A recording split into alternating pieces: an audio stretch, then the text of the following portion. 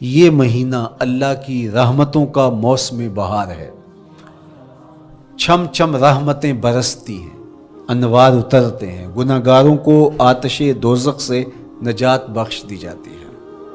تو اس کا استقبال کرنا، اس کے لیے انتظار کرنا، گن گن کے دن گزارنا، لمحے اور ساعتیں بسر کرتے ہوئے بار بار ماہ سیام کا ذکر کرنا، یہ اس مہینے کے ساتھ محبت کی دلیل ہے، اور اس مہینے کے ساتھ محبت اللہ سے محبت کی دلیل ہے۔ اس لیے اس مہینے کا استقبال کرنا، اس کے لیے تیاری کرنا، اپنے گھر کو صاف کرنا، اس کے لیے اپنی اولاد کے دل میں شوق پیدا کرنا اور ماحول پہلے پیدا کرنے کی کوشش کرنا، تاکہ جو ہی یہ ماہ جلوہ گر ہو تو روزہ رکھنے کا مزاج پیدا ہو چکا ہو، تلاوت کلام مجید کا مزاج پیدا ہو چکا ہو، دیگر نوافل اور اچھے اعمال بجا لانے کی عادت پڑ چکی ہو۔ تو شعبان میں ہی اس کی تیاری ہوتی ہے، تاکہ رمضان المبارک آتے ہی ہم پوری طرح سے مستعد اور فعال ہو کر کے اس مہینے کی برکتوں کو سمیٹ لیں۔ اللہ کے محبوب علیہ السلام نے ارشاد فرمایا کہ جب ماہ سیام آتا ہے فتحت ابواب الجنہ، تو جنت کے 8 دروازے کھول دیے جاتے ہیں، اور جنت کے 8 دروازوں میں سے ایک دروازے کا نام باب الریان رکھا گیا ہے، جو صرف روزہ داروں کے اعزاز و تکریم کے لیے ہے۔ روزہ دار اس دروازے سے گزر کے جنت جاتے ہیں۔ حضرت سیدنا سلمان فارسی رضی اللہ تعالی عنہ فرماتے ہیں کہ رمضان المبارک سے قبل حضور نے یہ خطبہ ارشاد کیا، یا ایھا الناس، اے لوگو، قد اظلکم شہر عظیم، اللہ نے تمہارے اوپر ایک بہت پاکیزہ، پر نور، عالی مرتبت مہینہ سایہ فگن کر دیا ہے۔ شہر فیہ لیلۃ خیر من الف شہر، اس مہینے میں ایک ایسی رات ہے جو 1000 مہینے سے بہتر ہے۔ جعل اللہ صیامہ فریدہ و قیام لیلۃ تطوع، اس مہینے کے دن کے روزے فرض قرار دیے گئے اور راتوں کا قیام نفل بنایا گیا۔ ومن تقرب فیہ بخصلۃ من الخیر کان کمن ادی فریدۃ فیما سواہ، ایک نفل کا ثواب ایک فرض کے برابر اس مہینے میں کر دیا جاتا ہے۔ ومن ادی فریدۃ کان کمن ادی 70 فریدۃ فیما سواہ، اور اگر کوئی ایک فرض ادا کرتا ہے تو اس کو 70 فرائض کا ثواب ملتا ہے۔ وہو شہر الصبر، یہ مہینہ صبر سکھاتا ہے، ہونے کے باوجود بھی انسان تناول نہیں کرتا۔ ٹھنڈا میٹھا مشروب میسر ہے اور زبان کانٹا بن گئی، حلق خشک ہو گیا، لیکن اس کے باوجود بھی ایک گھونٹ حلق سے نیچے اتارنے کا روادار نہیں ہوتا، تو یہ صبر کی عادت ڈالتا ہے۔ اور سنو، صبر کا ثواب جنت ہے۔ وشہر المواسات، اور یہ ہمدردی کا مہینہ ہے، باہمی پیار کا مہینہ ہے، الفتیں بانٹنے کا مہینہ ہے، نرم دلی کا مہینہ ہے، ایک دوسرے کے احساس کا مہینہ ہے۔ جب کوئی شخص بھوک اور پیاس کاٹتا ہے تو اس کو پھر محسوس ہوتا ہے، بالخصوص امراء، کہ بھوک کیا بلا ہوتی ہے، اور جو نان شبینہ کو ترستے ہیں اور جنہیں کھانا میسر نہیں آتا، ان کی زندگیاں کتنی تلخ ہوتی ہیں۔ تو بھوک اور پیاس احساس پیدا کرتی ہے۔ وَشَهْرٌ يُزَادُ فِيهِ رِزْقُ الْمُؤْمِنِ، اور یہ ایسا مبارک مہینہ ہے جس میں مومن کا رزق بڑھا دیا جاتا ہے۔ غرباء تک بھی اللہ کی نعمتیں وہ پہنچتی ہیں جو عام دنوں میں ان کو میسر نہیں ہوتی، اور امراء بھی نعمتوں کا لطف لیتے ہیں، اس لیے کہ بھوک کاٹنے کے بعد جب ان کو نعمت میسر آتی ہے تو پھر انہیں احساس ہوتا ہے۔ وَمَنْ فَطَّرَ فِيهِ صَائِمًا كَانَ مَغْفِرَةً لِذُنُوبِهِ، جس نے روزہ دار کا روزہ افطار کروایا، یہ افطاری گناہوں کی مغفرت اور آتش دوزخ سے گردن کی آزادی کا مجدہ جاں فضا بن جائے گا۔ وَقَانَ لَهُ مِثْلُ أَجْرِهِ مِنْ غَيْرِ أَنْ يَنْقُصَ مِنْ أَجْرِهِ شَيْءٌ، اور روزہ افطار کروانے والے کو روزہ رکھنے والے جتنا اجر ہی دیا جائے گا۔ لیکن روزہ رکھنے والے کے اجر میں بھی کوئی کمی نہیں واقع ہوگی۔ تو صحابہ کا تو دل تڑپنے لگا کہ یہ کتنی بڑی بات ہے۔ انہوں نے کہا اے اللہ کے پیارے رسول صلی اللہ علیہ وسلم، ہم میں سے تو ہر بندہ یہ طاقت نہیں رکھتا کہ روزہ دار کو روزہ افطار کروا دے، تو یہ تو پھر اہل زر ہی یہ سعادت حاصل کر پاتے ہیں۔ حضور نے ارشاد فرمایا یؤتی اللہ ھذا الثواب، یہ ثواب اللہ اسے شخص کو بھی عطا کرے گا، من فطر صائما علی مزقۃ لبن او تمرۃ او شربۃ من ماء، جس نے کسی کا روزہ ایک گھونٹ دودھ سے کھلوا دیا یا ایک کھجور سے کھلوا دیا یا پانی کے ایک گھونٹ سے اس کا روزہ افطار کروا دیا، ومن اشبع صائما، اور جس نے صحیح اہتمام کے ساتھ روزے دار کو اچھا کھانا کھلایا، اچھی پرتکلف افطاری دی، سقاہ اللہ من الحوض شربتا لا یظمأ حتی یدخل الجنہ، اس کو حوض کوثر سے ایسا جام ملے گا 50,000 سال کے دن میں اس کو دوبارہ پیاس نہیں لگے گی، یہاں تک کہ جنت میں چلا جائے گا۔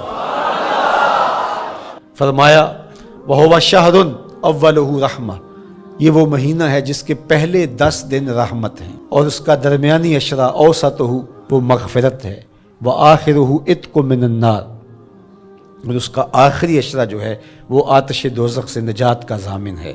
کہا کہ 4 کام اس مہینے میں کثرت کے ساتھ کرو، وہ 2 خصلتیں، 2 کام جن کے ذریعے سے تم اپنے رب کو راضی کر سکو، فشہادۃ اللہ الہ الا اللہ، وہ گواہی دینا ہے لا الہ الا اللہ، وتستغفرونہ، اور تم کثرت سے استغفار کرو، اللہ سے بخشش مانگو، اللہ سے جنت طلب کرو اور دوزخ سے پناہ مانگو۔ تو یہ کام جو تمہاری ضرورت ہے تم اس مہینے میں کثرت کے ساتھ کرو۔ روزہ فرض کیوں کیا گیا؟ سویر سے لے کر شام تک سب کچھ ہونے کے باوصف بھوک اور پیاس میں وقت گزارنا اور میسر ہونے کے باوجود ایک گھونٹ بھی حلق سے نیچے نہ اترنے دینا، آخر اس میں کیا حکمت تھی؟ تو یہ بات اچھی طرح سے ہمیں سمجھ لینی چاہیے کہ یہ صرف کھانے پینے کو ترک کر دینا ہی نہیں ہے، بلکہ ان مقاصد جلیلہ کے حصول کے لیے روزہ رکھا جاتا ہے جو مومن کی زندگی کا مقصود ہے۔ اور اگر کوئی شخص کھانا پینا تو ترک کر دیتا ہے لیکن ان امور سے نہیں رکتا جن امور سے روکنا ان روزوں کا مقصود تھا، تو اس کا روزہ نہیں کہلاتا۔ میرے اور آپ کے آقا و مولا حضور نبی رحمت صلی اللہ علیہ وآلہ وسلم نے ارشاد فرمایا من لم یدع قول الزور والعمل به فلیس للہ حاجۃ فی ان یدع طعامہ وشرابہ، جس نے جھوٹ اور اس پر عمل کرنا نہ چھوڑا، جھوٹے کام ترک نہیں کیے، اس کا بھوکا اور پیاسا رہنا اللہ کو منظور نہیں، اللہ کو کوئی ضرورت نہیں کہ وہ بھوک اور پیاس کاٹے۔ روزے میں تو ان امور سے بھی روک دیا گیا جو امور عام زندگی میں جائز تھے، جو مشروع تھے، مباح تھے، لیکن روزے میں ان جائز مباح امور سے بھی منع کر دیا گیا۔ طیب اور طاہر کھانے، خوبصورت مشروب، ان سے روک دیا گیا۔ آپ آب زمزم بھی نہیں پی سکتے جبکہ وہ متبرک پانی ہے۔ شہر مدینہ میں بیٹھ کر شہر مدینہ کی پکی ہوئی کھجوریں بھی آپ نہیں لے سکتے، اس لیے کہ آپ روزے سے ہیں۔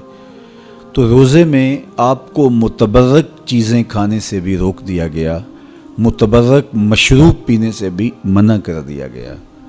تو مجھے بتائیے، جو رب آپ کو متبرک، مشروع اور پاکیزہ کھانوں سے بھی ایک مخصوص وقت کے لیے روک رہا ہے، تو جن امور سے عام زندگی میں شریعت اسلامیہ نے ہمیں منع کیا، ہمارے رب نے ہمیں منع کیا، تو اگر روزے کے دوران ہم وہ امور بجا لائیں تو پھر روزے کی مقصدیت حاصل نہیں ہوگی۔ تو اسی لیے فرمایا جس نے جھوٹ اور جھوٹے کام نہیں چھوڑے، اس کے بھوکا اور پیاسا رہنے کی اللہ کو کوئی ضرورت نہیں ہے۔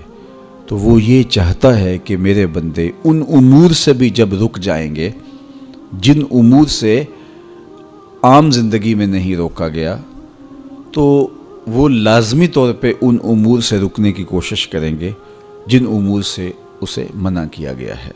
تو جب یہ چیز انسان کا فہم، انسان کی عقل اور انسان کی خرد طے کرتی ہے، تو پھر لا محالہ طور پہ رکنے کی عادت اس کے اندر تقوی کی نشأت کا ذریعہ بنتی ہے۔ آپ نے عمومی طور پہ دیکھا ہوگا کہ رمضان المبارک کا ماہ نور جب اختتام کو پہنچتا ہے، ہمارے سامنے عید کے 2-4 دن بھی یہ مشق رہتی ہے، اچانک کوئی مشروب آیا اور پینے لگے تو رک گئے، وہ کہیں ہمارا روزہ تو نہیں، لیکن پھر خیال آتا نہیں ہم روزے تو نہیں ہیں، آج تو عید کا دن ہے، تو ہم پی لیتے ہیں۔ چونکہ پورا مہینہ دن بھر ہم مشروبات سے رکے رہے اور آج بھی دن کے اجالے میں ہمیں پانی دیا گیا تو ایک دم ہمیں جھجک پیدا ہوئی، لیکن پھر ہمیں یاد آیا کہ اب روزے بیت گئے ہیں اور میں روزے سے نہیں ہوں۔ تو جو چیز جائز اور مشروع تھی، ایک وقت کے لیے اس چیز سے بھی ہم رکے تو ہماری طبیعت کے اندر یہ ملکہ پیدا ہو گیا کہ ہم اس سے رکنے کا مزاج پیدا کر لیتے ہیں۔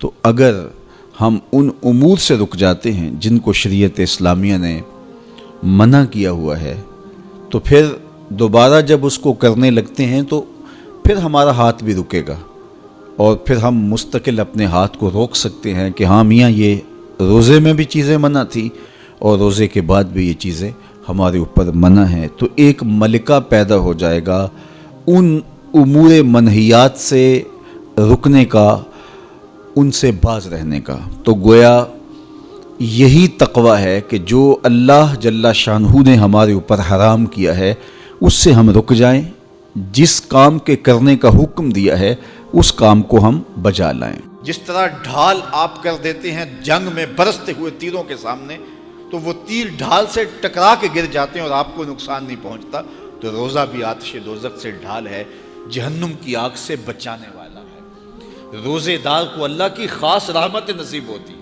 ایک حدیث میں آتا ہے کہ روزے دار کو 2 خوشیاں نصیب ہوتی ہیں۔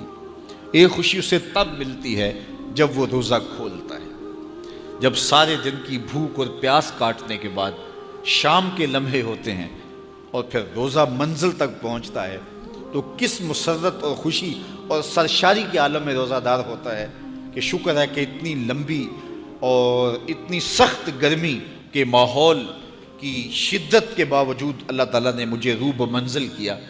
تو اس وقت ایک احساس اس کے ساتھ جڑا ہوتا ہے، اور پھر جب وہ ٹھنڈا اور میٹھا مشروب اپنے کام و دہن میں ٹپکاتا ہے اور وہ ٹھنڈا میٹھا مشروب اس کی رگوں کو تر کرتے ہوئے معدے کی طرف بڑھ رہا ہوتا ہے، اس کی زبان بولے نہ بولے دل اللہ کا شکر ادا کر رہا ہوتا ہے، اس کا ایک ایک عضو بدن رب کا شکرانہ ادا کر رہا ہوتا ہے۔ وہ ٹھنڈا اور میٹھا مشروب رگوں کو تر کرتا ہوا آگے بڑھتا چلا جاتا ہے، لیکن شکرانے کا وہ پیکر بن جاتا ہے۔ وہ ایک مسرت، ایک خوشی کا عالم ہوتا ہے کہ روزہ بھی نب گیا، سارے دن کی تکلیف بھی کٹ گئی، اور اللہ نے مجھے افطار کے لمحوں تک پہنچایا۔ فرمایا روزے دار کو ایک خوشی تب ملتی ہے جب وہ روزہ کھولتا ہے، وَفَرْحَةٌ عِنْدَ لِقَاءِ رَبِّهِ، اور دوسری خوشی روزہ دار کو تب ملے گی جب روزے کے صلے میں اللہ اپنا دیدار عطا فرمائے۔ بنی آدم کے جتنے بھی عمل ہیں 10 سے لے کر 700 گنا تک اس کا ثواب اولاد آدم کو اس کا دیا جاتا ہے۔ جتنا گڑ ڈالو اتنا ہی میٹھا، تو بعض کو 10 گنا، بعض کو 70 گنا، بعض کو 100 گنا، بعض کو 700 گنا، تو 10 سے لے کر 700 گنا تک بندے کے اعمال کا صلہ دیا جاتا ہے۔ لیکن میرے حضور نے فرمایا لیکن روزہ جو ہے اللہ فرماتا ہے وہ میرے لیے ہے اور اس کا اجر میں خود عطا کروں۔ جب وہ خود عطا کرے گا تو کتنا عطا کرے گا؟ سخی اتنا بڑا ہو تو پھر کیا عطا کرے گا؟ بلکہ بعض نے اس کو عجزی ہی کی بجائے اجزا پڑھا ہے بصیغہ مجہول، کہ روزہ میرے لیے ہے اور اس کی جزا میں خود ہوں۔ باقی اعمال کی جزا جنت ہے، جنت کی نعمتیں ہیں اور بہت کچھ ہے، لیکن روزے کی جزا میں خود ہوں۔ اور جس کو وہ خود مل گیا پھر جنت میں مل گئی، جنت والا جو مل گیا پھر جنت بھی مل گئی، جنت کی نعمتیں بھی مل گئیں۔ تو روزہ اللہ کی خوشنودی کا ذریعہ ہے، اس کی رضا کا ذریعہ ہے۔ تو خوش نصیب لوگ روزے کی برکتیں حاصل کرتے ہیں۔ اور ایک روایت میں آتا ہے جب رمضان المبارک کا آغاز ہوتا ہے، اللہ اہل ایمان کو، اپنے بندوں کو محبت کی نظر سے دیکھتا ہے، اور اللہ جس کو محبت کی نظر سے دیکھ لے پھر اسے کبھی عذاب نہیں دے گا۔ اللہ اکبر۔ تو یہ روزہ دار کے لیے اللہ کی کرم نوازیاں ہیں، اللہ کی رحمتوں کے اجالے ہیں جو اس کے اوپر برستے ہیں۔ تو میں اور آپ اس ماہ انور کو، اس ماہ نور کو اس طرح سے گزاریں کہ ہمارے اندر کے پاپ دھل جائیں، ہماری غلاظتیں گناہوں کی مٹ جائیں، ہمارا سینہ صاف ہو جائے، ہم اہل ایمان کے لیے کشادہ دل ہو جائیں، ہمیں جو ہے وہ جھوٹ سے، تکبر سے، بخل سے، ریا سے اور دیگر امور بد سے اجتناب کرنے کی عادت پڑ جائے۔ روزہ جو سکھانا چاہتا ہے ہم وہ اس سے سیکھ لیں، اور روزے کی برکات ضبط نفس کی صورت میں ہمیں نصیب ہو جائیں، تو ہم روزے کے بعد بھی، ماہ صیام کے گزرنے کے بعد بھی ایک نئی زندگی لے کر، ایک تازگی لے کر، ایک نور و روشنی لے کر کے جو ہے وہ معاشرے کے، اسلامی معاشرت کے ایک اہم فرد کی صورت کے اندر جو ہے وہ سامنے آئیں۔ تو اللہ اس ماہ صیام کی برکتیں ہمیں نصیب فرمائے۔ ہر سال مہینہ آتا ہے، گزر جاتا ہے، ہم پورا مہینہ بھوک کاٹتے ہیں اور پھر وہاں کے وہاں ہی کھڑے رہتے ہیں، تو پھر ہمیں سوچنا چاہیے، لیکن اگر تبدیلی آتی ہے تو پھر شکریہ ادا کرنا چاہیے۔ آج کی اس تاریخ میں ہم عزم کر کے اٹھیں کہ ہمارا یہ ماہ صیام ہماری زندگی میں ایک سنگ میل ثابت ہوگا، اور ہم ایک نئے باغپن کے ساتھ، نئے عزم کے ساتھ یہ مہینہ گزاریں گے اور ضبط نفس سیکھیں گے اس مہینے سے۔ تو ویڈیو کو دوسروں تک شیئر ضرور کریں۔ جزاک اللہ۔